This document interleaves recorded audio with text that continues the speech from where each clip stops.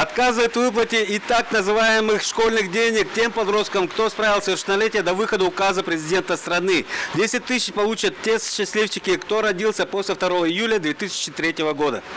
В региональном отделении Пенсионного фонда России нам разъяснили, что причиной отказа в ряде случаев является человеческий фактор. Невнимательность при оформлении заявления, либо отсутствие какого-либо документа получателей.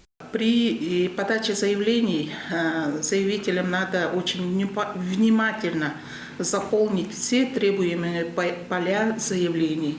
Это начиная с своих персональных данных, данные о детях, также должны указывать, допустим, о недвижимом имуществе, движимом имуществе, если это алиментные обязательства, в каком районном суде был суд или номер исполнительного производства. Вот все требуемые сведения желательно надо заполнить. В случае выявления допущенных ошибок Пенсионный фонд всегда старается выйти на связь с заявителем. Зачастую мы натыкаемся на такую проблему, когда этот телефон не актуальный или вне сети, или не обслуживается. И в таких случаях мы отказываем из-за того, что не можем определить по базам данных, по имеющимся данным статус права обратившегося.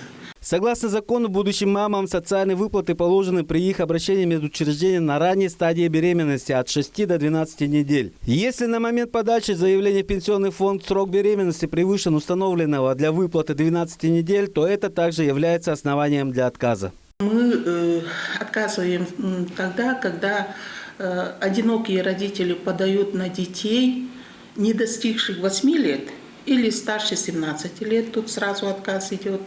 Ну и самое такое большое количество – это тогда, когда средний душевой доход семьи превышает прожиточный минимум по республике Тыва. Чтобы посчитать прожиточный минимум, необходимо сложить общий доход семьи за год. А это зарплата, пенсии, стипендии и так далее. Потом разделить полученные суммы на 12. Далее разделить на количество членов семьи. Итоговая сумма не должна превышать прожиточного минимума на территории региона – 11 494 рубля. Более подробное разъяснение дадут специалисты регионального отделения Пенсионного фонда по республике Тыва 9 августа на телеканале Тува-24 в рубрике «Интервью дня». Сайгын Бирюбю, Чайхан Донга, Казамат Очур, Тува-24.